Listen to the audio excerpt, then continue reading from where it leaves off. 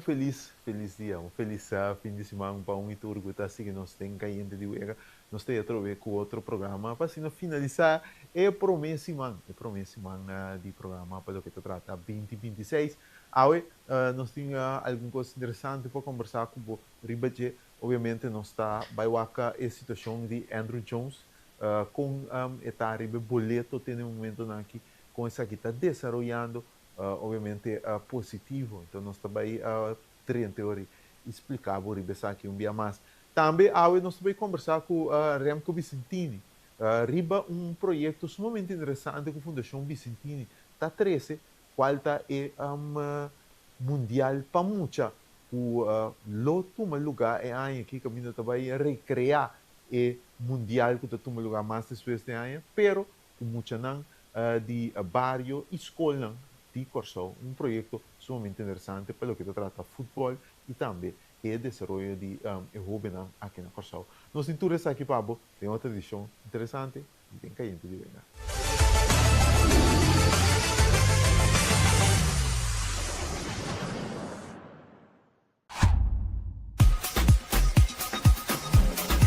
Vamos celebrar com o Extra Sub 50 aniversário. Com um tremendo super mega campanha 50 anos. Regalando mais de 50.000 florins na prêmio. Entre outros, passagem e estadia na Holanda para 2 pessoas. Estadia de Hotel Sandals, microwave, stove, frigideira, cama, bom de gasolina, bom de comida e hobby mais. Prêmio principal, um auto Kia Picanto. Busca o Coran Extra todo dia, subir no website www.extra.cv e participar para botar dentro. Suerte! Você aqui com a Dushi, ora tem a liberdade de determinar o futuro. No momento que você sentir claro para comprar casa, é profissional na Banco de Caribe te oferece guia sem igual. Sala espacioso, cozinha bom equipa, curral grande turno-flor e piscina para baixar calor. Esse é o poder de por escolher consciente e sem limite. Hopi Dushi. Traga você via WhatsApp na 432-3000. Banco de Caribe. FKP te apresenta Hurdonan com suerte. Se bota hurdo de FKP, inscrevi promego 30 de dezembro e participar na sorteio para prêmio assombroso. Prêmio gift card de Mangusa Hypermarket para 2.500 florins. Segundo prêmio, gift card de Building Depot para 1.500 florins. E de 3 prêmio, gift card de Bull Chance para 1.000 florins. Clique no anúncio aqui ou subiriba nicasaward.com/hurdo. É mais fácil e mais ligeiro. Será aia ganhando com FKP. Gana tá hopi fácil. Começamos 2026 de Kia Picanto novo. Para participar, compra um produto ou um serviço na Uniferiana de Napa. Precisa botar a pessoa personal e número de fatura tem a tablet. E pode participar. Fácil! É campanha de Napa de compra e gana arranca 7 de novembro de 16 de janeiro de 2026. Napa, celebramos o 40 aniversário com uma tremenda campanha. Compra e tem chance de ganhar um Kia Picanto novo.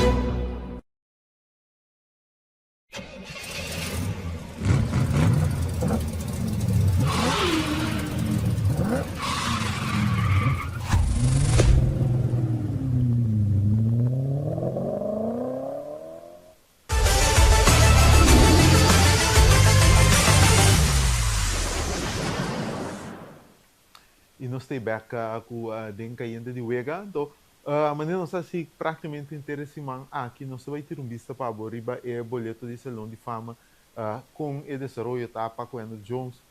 Então, nós podemos saber que o Andrew Jones está seguindo mantendo sua mesa sólido ainda para o que trata é diferente tem ainda que o boleto não que dá a revelar, tem um total de 141 boleto que a vira público e tem 7 que está anônimo, um total de 148 horas que é equivalente a 34,9% de boleto que ainda nos falta net um tique mais os 65 boletos para quedar revelar para se não sabe eventualmente com Andrew Jones adrenta, então mira Andrew com 83,1% e tem para o que trata o boleto não o net um tique ela sube de lo qual estava último caminho estava no 83 que gradualmente nós vai o boleto não que dá revelar também vira menos para maneira explicar bucaba tem algum escritor de Baseball Writers Association of America que nota publicar na boleto e não quepa e vira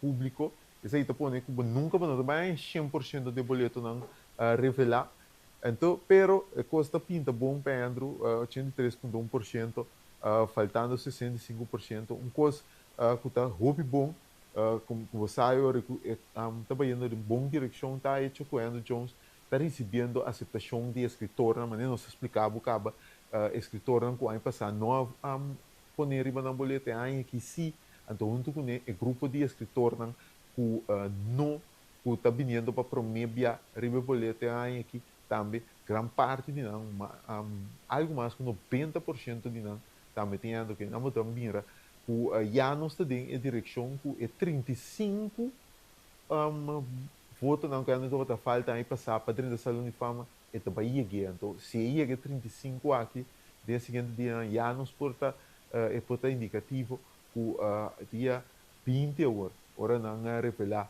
é não da dentro da salão de fama Andrew Jones lota entre não da dentro seja é que o Carlos Beltrán está pinta de vira e dois não que também dentro junto com o Jeff Kent quando nos explicava o cava o boleto de salão de fama então para depois dia 26 de junho Andrew Jones é cerimônia de inauguração de membro novo do salão de fama toma lugar na Cooperstown então é dia importante que eu tenho que ter em conta dia 20 de janeiro oficialmente está anunciado quem está dentro então dia 26 de junho é um dia que depois que o Corsão seu último erro de fase de grupo contra Costa Marfil Andrew Jones lo tinha cerimônia oficial para introduzir membro novo do salão de fama aceita do qual nós tem outros semanas nós lo sigue mais atualização para e para você aqui na Corsão também com a situação tá o Andrew Jones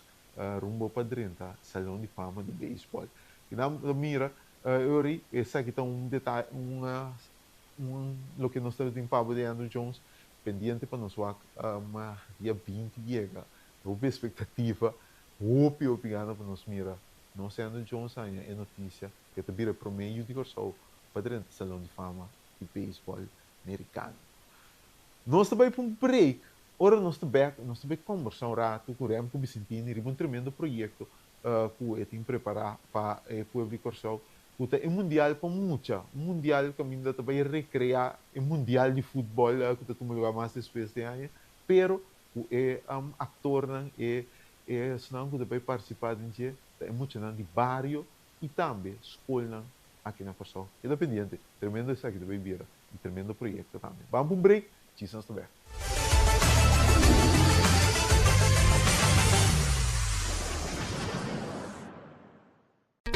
Vida te mobilier e vou merecer uma maneira mais fácil para atender bom assunto na bancário.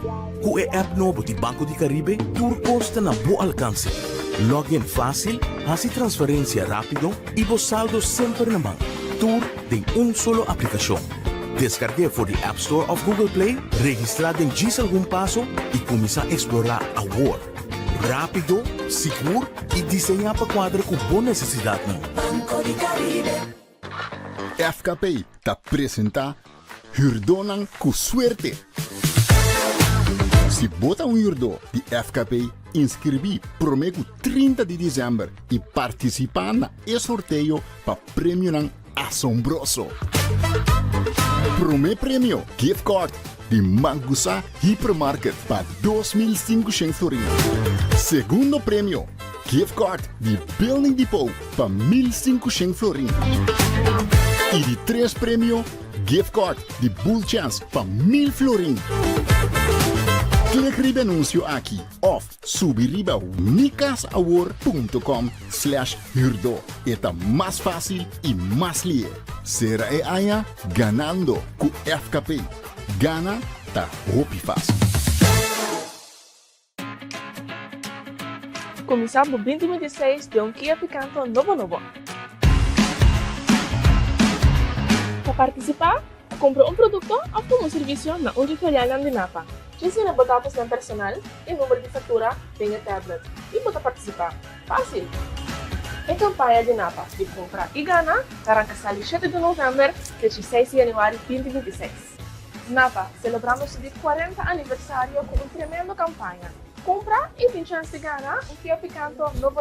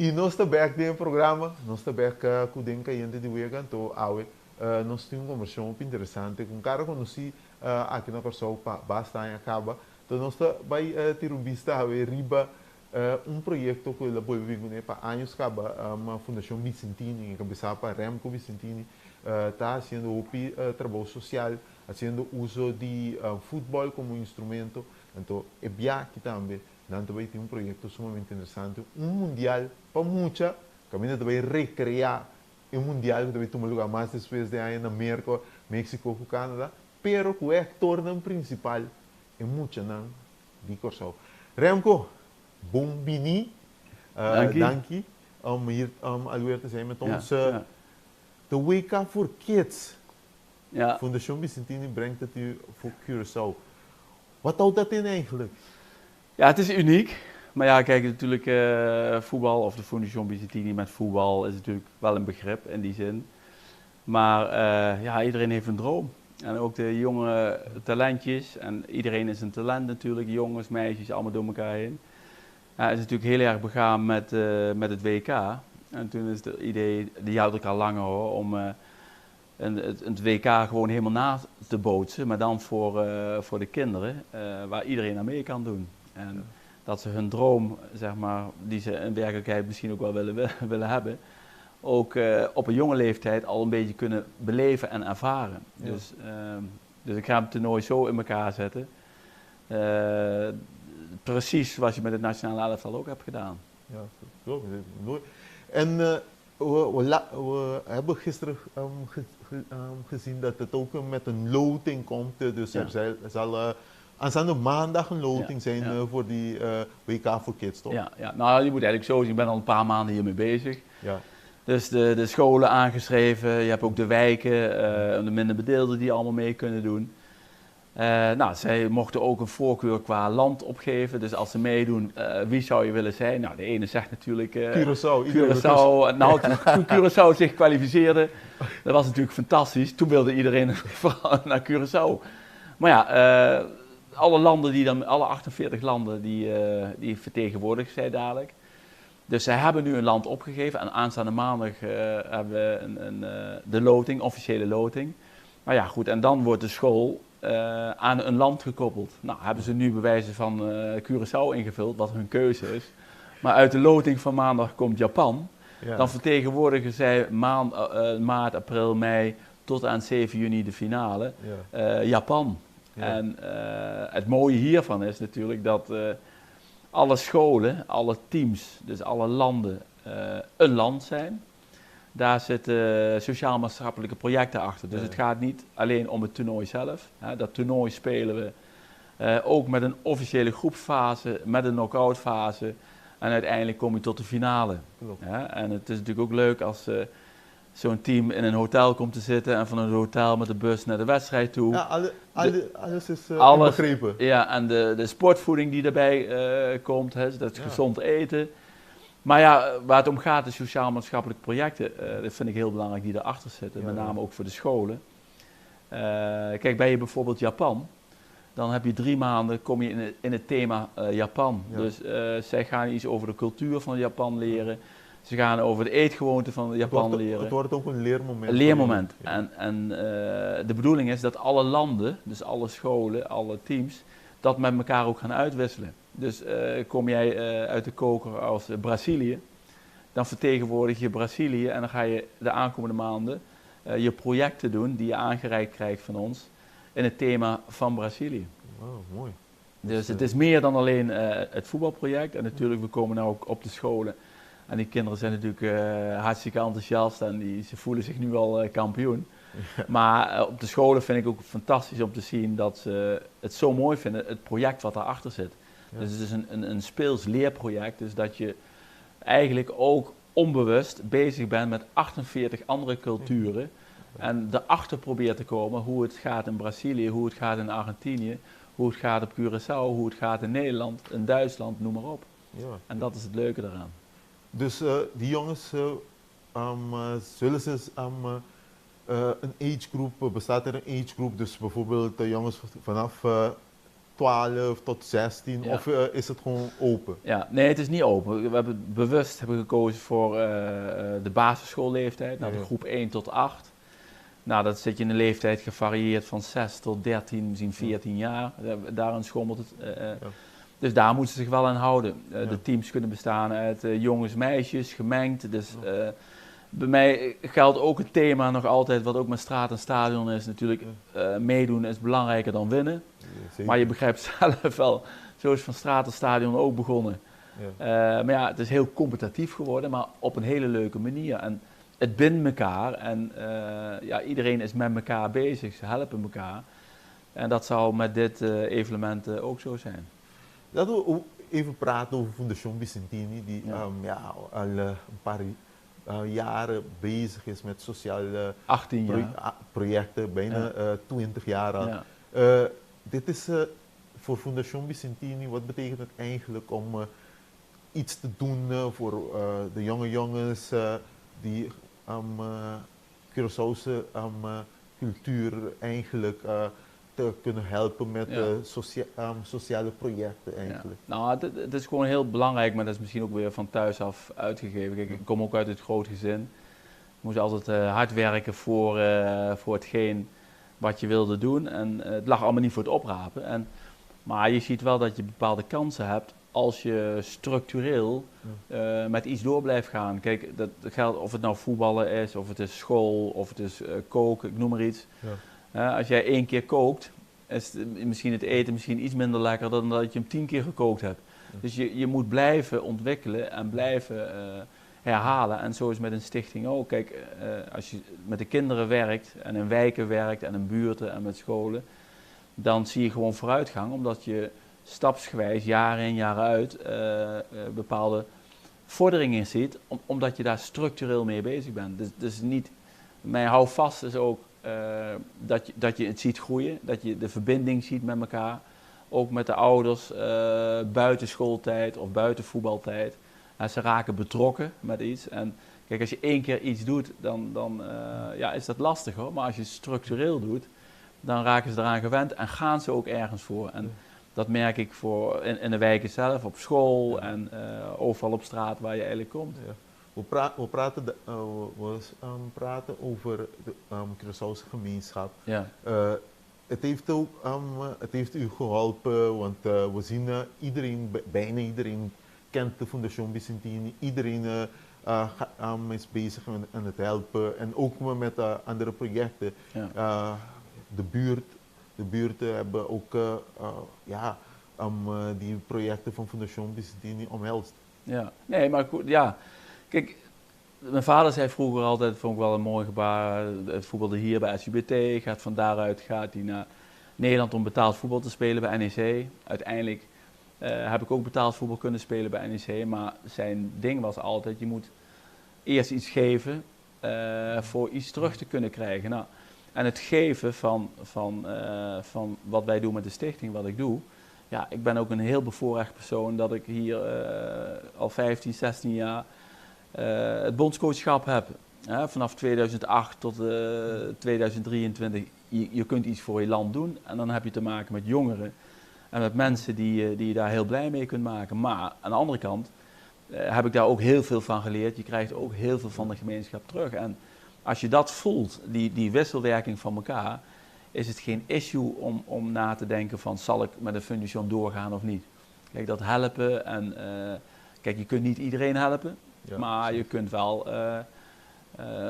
de dingen die je wil doen, proberen goed aan te pakken en proberen dat met regelmaat te doen.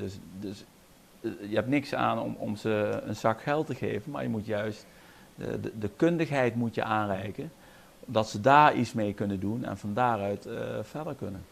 En Fundación Vicentini heeft een focus ook op de jonge jongens die het moeilijk hebben, laten we het zo zeggen, die het moeilijk hebben, want niet alleen op scholen, maar in de buurt. Nou ja, kijk, op de school, dan vind ik het, ik kom elke dag op de scholen nu ook en dan is het gewoon heel geweldig. Ja. Structuur, die leerkrachten vind ik hartstikke mooi. Het verschil met het Nederland is, hoe benader je je kinderen? Hè? Ja. Er zijn de kinderen in alle gradaties. De ene heeft geen aandacht nodig, de andere weer wel.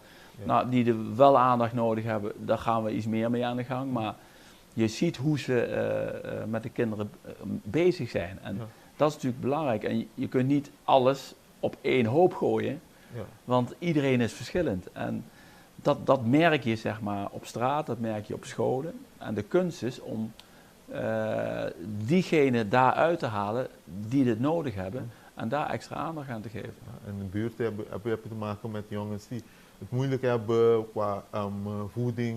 Ja, natuurlijk een goed voorbeeld. Kijk, ik werk natuurlijk ook veel met stagiaires die vanuit Nederland hier komen. Die hebben allemaal een afronding in hun studie. Nou, dat kan in de pedagogische sector, in de sport, in de verpleging, in de voeding. Nou, ja, die komen graag bij ons werken en ze doen hun kennis en hun opdracht in de wijk en in school. Kijk, en een kind gaat vanaf thuis naar school, maar wat ga je doen na school? Ja. En na school moet je naar een goede voeding gaan. En als je geen goede voeding hebt, dan is je kracht ook op. Ja. Na 2 uurtjes in de schoolbanken. Ja. En dan, wat kun je doen na school? Nou, en dat reiken we ze ook aan, dat ze gegroepeerd, ook na school, met elkaar op dat speelplein iets leuks kunnen doen. Ja, en ook als je bijvoorbeeld niet voldoende slaapt, kan je 's morgens niet je best doen op school. Ja. Nee, maar kijk, dat is het mooie voorbeeld wat ik van Curaçao gekregen heb door het bondscoachschap wat ik hier heb kunnen doen. En het komt allemaal niet voor niks, maar je moet ook op een bepaalde manier leven. En ja, als je hier overal loopt en in de wijken en op de scholen vinden ze het fantastisch, ja, dan heb je het meer. Maar dan leg ik het ook uit dat het ook allemaal niet vanzelf is gegaan. Dat ik ook 's morgens eerst goed moet ontbijten en dat ik ook op school met respect naar de leerkrachten om moet gaan. Als ik weer thuis kom, moet ik ook respect met mijn ouders omgaan. Andersom ook, snap wat ik bedoel? En En je ziet ook vaak, de situatie thuis, die heeft ook vaak ook hulp nodig. Want omdat zij die hulp, de ouders vroeger ook niet hebben gehad. En nou zijn we dan bezig met de kinderen. En de kinderen die geven dat ook weer door naar de ouders. En andersom. En dat is wel heel mooi om te zien. Dat ze eigenlijk een andere verbinding krijgen binnen een gezinssamenstelling. En dat is leren van elkaar. Ja, zeker. Remco, nu met die WK Kids hebben we te maken met een ander project. Maar u heeft al een paar jaren, 1,5 jaar al bezig met Van Stratenstadion. Dat is een andere voetbalproject van Fundación Vicentini. Ja. Met die WK Kids gaat die Van Stratenstadion stoppen of gaan ze samen? Nee, absoluut niet stoppen. Het gaat samen. Want het is twee hele andere dingen. Ja. Kijk, als je zeg maar het WK voor Kids is grotendeels met scholen, wat ook binnen de school gebeurt. Alleen de wedstrijden en het toernooivorm, het hele toernooi zeg maar, wordt niet op de schooldagen gespeeld. Dus dat is natuurlijk het mooie, want dan is iedereen vrij. Dat is ook geen verplichting voor de school. En Van Stratenstadion is eigenlijk een naschools project. Ja. En dat durf ik niet weg te halen, want de mensen zijn het gewend. En ik heb zoveel contacten met ze. Ja. En ook als er een keer niet gespeeld wordt, nou ook een goed voorbeeld met de carnaval. Ja. En dan, natuurlijk, ze vieren ook graag carnaval. Moet ook. Ja. Maar ze willen ook graag voetballen. Nou dan ga je met elkaar, wat vind je leuker op dit moment? Ja. En dan wil niet zeggen dat die wedstrijdjes niet meer gespeeld worden, maar dan moeten ze met elkaar weer overleggen wanneer die ingehaald wordt. Want ik vind dat carnaval hier ook ontzettend belangrijk natuurlijk. Ja. En weet je, ik ken Myron van Fuik. Dat heeft Van Stratenstadion heeft een grote indruk gemaakt in de buurt. Die jongens houden veel van voetbal. Toen die tijd hadden ze ook, werden ze ook fans van de nationale elftal. Doordat ze in de Van Stratenstadion kennis maakten met wat eigenlijk de nationale elftal betekent. Dus ik denk dat Van Stratenstadion eigenlijk moet gewoon doorgaan. Nee, die gaat ook door. Het kan niet stoppen. Nee, dat gaat ook niet stoppen. Dat moet ook. Die druk voel ik ook, moet ik eerlijk zeggen. Maar het is geen druk, maar ik begrijp de noodzaak ervan. En wel mooi dat je dat aanhaalt bij Fuik, want toen ik 2 jaar geleden bij Fuik kwam, was daar helemaal niks. Ja. En Myron, dat is zeg maar de streetcoach, die had eigenlijk het idee van, kan ik dat wel? Of hoe ga ik dat aanpakken? Nou, als je hem nou ziet, is hij een soort teacher voor de anderen. Precies. En als je het ziet hoe hij dat met de wijk doet en hoe georganiseerd ze naar die wedstrijden gaan. Volk ziet ervoor, allemaal in de kleding die ze krijgen, allemaal netjes hun eigen veldje creëren. Hè, met kalk en dan geef ik ze wel materialen om te doen. Maar het gaat erom dat ze zelf voor hun eigen product zorgen. En dat is natuurlijk, daar ben ik super trots op. Dat zij dat kunnen met elkaar. En als je de kinderen ziet hoe ze elkaar corrigeren, maar ook als een tegenstander bij hun komt van een andere wijk, dan worden ze ontvangen en dan krijgen ze soep en dan krijgen ze, want je moet goed eten voor zo'n wedstrijdje.